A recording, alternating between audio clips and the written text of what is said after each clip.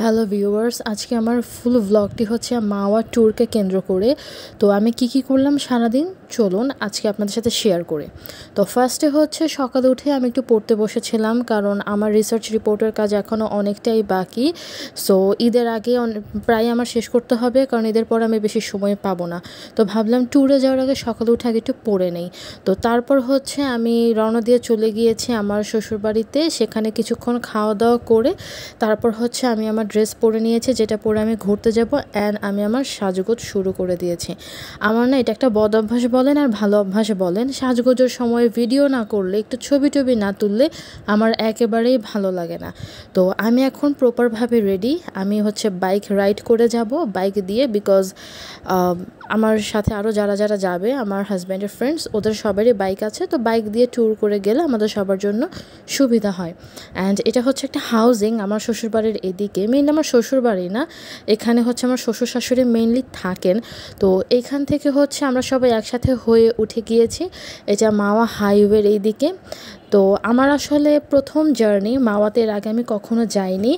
And আমার আসলে অনেক বেশি এক্সাইটেডও, যেহেতু যাইনি। সবাই বলে মাওয়ার রাস্তা প্লাস হচ্ছে ওইখানে যাওয়া, ওইখানে ঘোরা অনেক বেশি এনজয় করে। তো আমিও ভাবছি আমিও ইনশাল্লাহ এনজয় করব।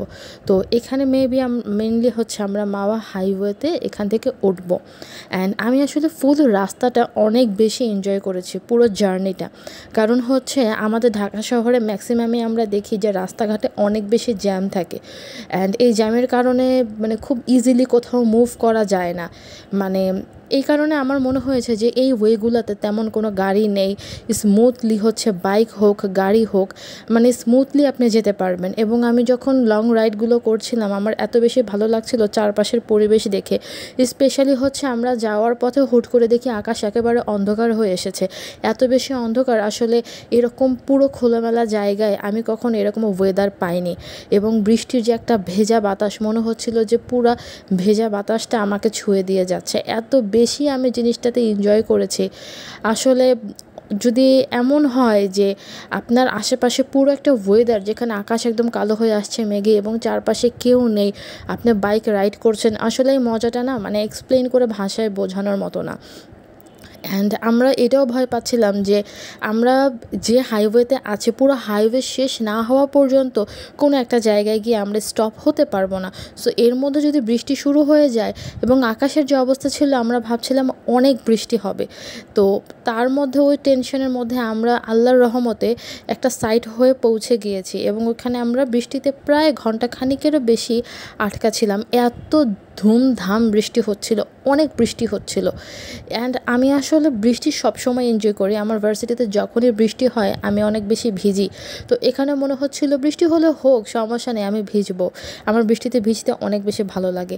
আমি আসলে ভিডিও করেছি আকাশ কিভাবে কালো হয়ে এসেছে, মেঘাচ্ছন্ন হয়ে এসেছে, কিন্তু আল্লাহর দেওয়া চোখ দিয়ে দেখা আর ক্যামেরার মধ্যে দেখা অনেক তফাৎ। আসলে ক্যামেরার লেন্স আর আমাদের চোখের লেন্স দুটাতে অনেক তফাৎ, সৃষ্টিকর্তার সৃষ্টি যাকে বলা হয়। তো আসলে পুরো জার্নিটা ছিল আমার হচ্ছে হাইওয়েতে অ্যান্ড হচ্ছে রোড জার্নি। সো আমার ভিডিওতে ম্যাক্সিমাম জায়গা জুড়ে হচ্ছে জার্নিটাই। অ্যান্ড আমার মাথার হেলমেট মনে হচ্ছিল মনে হয় উড়ে যাবে। আমি মনে হচ্ছিল যে কোনো সময় মাথার হেলমেটটা মানে উড়ে যাবে, এত বেশি বাতাস ছিল। এবং মানে দেখতেই পাচ্ছেন আশেপাশে মানে বৃষ্টি হয়ে একেবারে অবস্থা খারাপ। তো আমরা হচ্ছে ফাইনালি যখন মাওয়াতে পৌঁছালাম, তখন হচ্ছে আমরা এক এক দোকানে যাচ্ছিলাম এবং দেখছিলাম যে একদম তাজা ইলিশ মাছ আমরা কোন দোকানে পাই। কারণ ভালো মন্দ সব জায়গায় আছে, খুঁজে নিতে হয়। এখানে আপনাকে ভালো মন্দ সবই ধরিয়ে দিবে, আপনাকে বুঝে নিতে হবে কোনটা ভালো কোনটা আপনি নেবেন। তো আমরা ফাইনালি মাছ, যেটা ইলিশ মাছ চুজ করে ফেলেছি। আমাদের ইলিশ মাছ, বেগুন ভাজা, এগুলো আমাদের মেইন টার্গেট ছিল, লেজের ভর্তা। তো মামা মেখে দেওয়ার পরে আমরা বলছিলাম যে মামা আমাদের কাছেই দেন, আমরাই হচ্ছে বিছিয়ে বিছিয়ে দেই ভাজার জন্যে। তো মামা বললো ওকে, ওয়াই নট। তো তারপর হচ্ছে মানে আমিও দিচ্ছিলাম। তারপর আরেকটা ভাবি ছিল, আমার হাজব্যান্ডের ফ্রেন্ডের ওয়াইফ।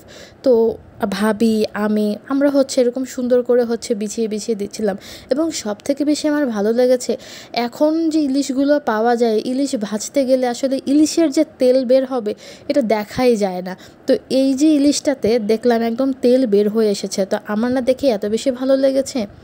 অ্যান্ড হচ্ছে এত সুন্দর করে মামা লেজের ভর্তা বানিয়েছিল, মানে ইনক্রেডিবল। লাইক আমার মনে হয়েছে আমি এরকম ভর্তা আগে কখনো খাইনি, এত সুন্দর হয়েছিল ভর্তাটা। এবং ভর্তা লাস্টে হচ্ছে মানে অনেকেই খোঁজাখুঁজি করছিল, বাট ভর্তা তখন শেষ। এত বেশি মজা হয়েছিল আসলে, মানে ঘুরতে গেলে ভালোই লাগে। আমি আসলে স্টাডির মাঝখানে এত বেশি প্রেশারাইজ হয়ে গিয়েছিলাম, আমার মনে হচ্ছিল আমার ব্যাডলি একটা রিফ্রেশমেন্ট দরকার, যে রিফ্রেশমেন্টটা আসলে কোথাও একটু লং জার্নি করে না গেলে হবে না। তো তখন জুনায়েদ আমাকে বললো যে চলো তাহলে আমরা একটা মাওয়া ট্যুর দিয়ে আসি, কারণ বাইক দিয়ে গেলে হয়তো বেশি একটা সময় লাগবে না, এবং হচ্ছে মানে তুমি চলেও আসতে পারবা, তোমার টাইমও থাকবে। সো তারপর যখন ভাজা হয়ে গেল মাছ টাছ, আমরা হচ্ছে খেতে বসে গেলাম। এবং খাওয়ার সময় যে ডালটা তারা দিয়েছিল, গরম গরম ভাত, গরম গরম ডাল, মাছ, তারপর শুকনা মরিচ ভাজা, তার সাথে বেগুন ভাজা এবং লেজের ভর্তা। বৃষ্টি বৃষ্টি ওয়েদার, আসলে আমরা ভাবিও নি বৃষ্টি হবে, সকাল থেকে এত বেশি রোদ ছিল।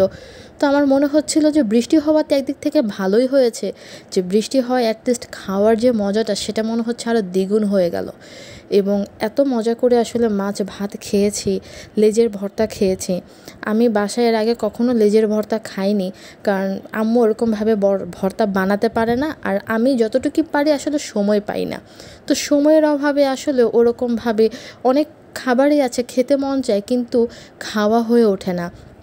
তো আমার কাছে লেজের ভর্তাটাতে মামা যে লেবুর রসটা দিয়েছে, তারপর এত সুন্দর করে উনি মেখেছে, স্পেশালি ইলিশ মাছ ভাজার সময় যে তেলটা উনি ব্যবহার করছিলেন, ওই তেলটা সহ হচ্ছে ভর্তায় উনি দিয়েছে। তো এই যে ছোট ছোট বিভিন্ন জিনিস ভর্তাটাকে পুরো অসাধারণ করে তুলেছে। এবং আমার মনে হচ্ছিল যে আমি ভর্তা দিয়েই মনে হয় কয়েক প্লেট ভাত খেয়ে ফেলতে পারবো, তো এত বেশি মজা হয়েছিল। তো আমার আসলে যে কোনো জায়গায় গেলে খাবারটা পারফেক্ট হতে হবে, খাবারটা ভালো হতে হবে, না হলে ঘোরার মজা নেই। ঘোরার তো একটা শান্তি আছেই, খাওয়ার একটা আলাদা প্রশান্তি আমার লাগেই। আমি অনেক বেশি ফুডি। সো আমার আসলে ওভারঅল মিলে মানে 10 out of 10 আমার মাওয়া গিয়ে খুবই ভালো লেগেছে। এবং আমরা খাওয়া দাওয়ার পরে চিন্তা করেছি যে পদ্মা সেতুটা ঘুরবো, কারণ পদ্মা সেতু তখনও ঘোরা হয়নি। আমাদের খাওয়া দাওয়া করতে করতেই প্রায় 4:30 পৌনে 5টা বেজে গিয়েছিল, যেহেতু আমরা বৃষ্টিতে প্রায় অনেকক্ষণই আটকা ছিলাম। তো এখান থেকে পদ্মা নদীটা ওইভাবে একটা প্রপার দেখা যাচ্ছে না, কারণ যেখান থেকে আমরা দেখছিলাম খাওয়া দাওয়া করে জাস্ট তার কিছুটা সামনে গিয়ে, তো পরে ভাবলাম যে কাজ করি, এমন একটা পজিশনে যাই যেখান থেকে পুরো যে সৌন্দর্যটা পদ্মা ব্রিজের, সেই সৌন্দর্যটা যেন দেখা যায়, যে কিভাবে পদ্মা ব্রিজটা আসলে মেক করা হয়েছে। তো ওই জায়গাটাতে আমরা যাই। তো প্রথমে আমরা রাস্তাঘাট কিছুটা গলিয়ে ফেলেছিলাম, কারণ আমরা এখানে নতুন, এখানে আসলে নর্মালি আসা হয় না। তো তারপরেও হচ্ছে ভাইয়া একে ওকে জিজ্ঞাসা করে তারপর হচ্ছে বললো যে চল আমরা এভাবে যাই। তো তারপর যখন আমরা মানে পদ্মা ক্রস করলাম, পদ্মার যে ওয়েটা সেটা আমার কাছে অসাধারণ লেগেছে।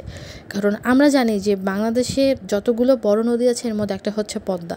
তো পদ্মার যে একটা সৌন্দর্য দেখার মানে পুরো চোখ জুড়িয়ে যাওয়ার মতো।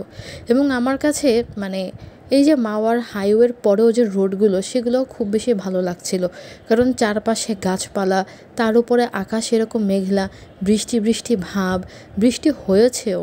তো ওই যে একটা ঠান্ডা পরিবেশ, তার সাথে আসলে ঢাকার এই পরিবেশের তুলনা হয় না, কারণ এরকম খোলামেলা জায়গা আমাদের ঢাকায় আসলে দেখাই যায় না তেমন। তো আমাদের প্রায় তখন সন্ধ্যা হয়ে আসছে এবং আমাদের বাসায় পৌঁছাতে পৌঁছাতে অনেক বেশি লেট হয়ে গিয়েছিল।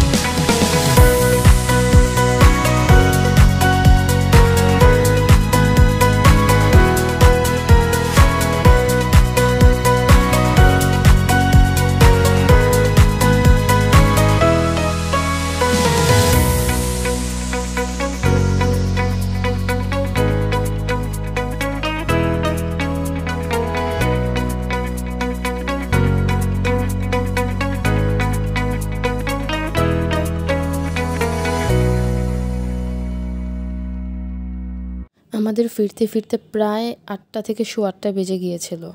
তো ভালো যে রোডঘাট একদম ফাঁকা ছিল, এই জন্য আমরা খুব তাড়াতাড়ি চলে আসতে পারছি। তো তারপর হচ্ছে অনেক ক্ষুধা লেগে গিয়েছিল, জুনায়েদ বলল চলো আমরা এখান থেকে মানে ভালো যেহেতু রেস্টুরেন্ট আছে তাহলে এখান থেকে আমরা খাওয়া দাওয়া করে নিই।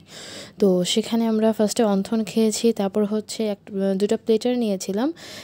এখানের প্লেটারগুলো আমার কাছে খুব ভালো লাগে। তো প্লেটার নিয়ে হচ্ছে খাওয়া দাওয়া করেছি এবং অনেক ক্ষুধা লেগে গিয়েছিল। তো খাওয়ার পরে একটা মানে শান্তি পেলাম, কারণ একটা বললাম না খাবারের প্রশান্তি আমার কাছে অনেক বড় কিছু।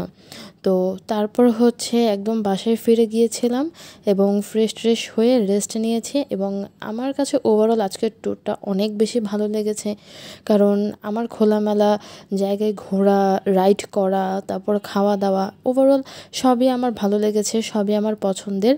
তো আমার ভ্লগ যদি ভালো লাগে আমার সাথে থাকবেন এবং আমাকে সাপোর্ট করবেন, যেন আমি আপনাদের কাছে এরকম আরও সুন্দর সুন্দর ভিডিও এবং ভ্লগ শেয়ার করতে পারি।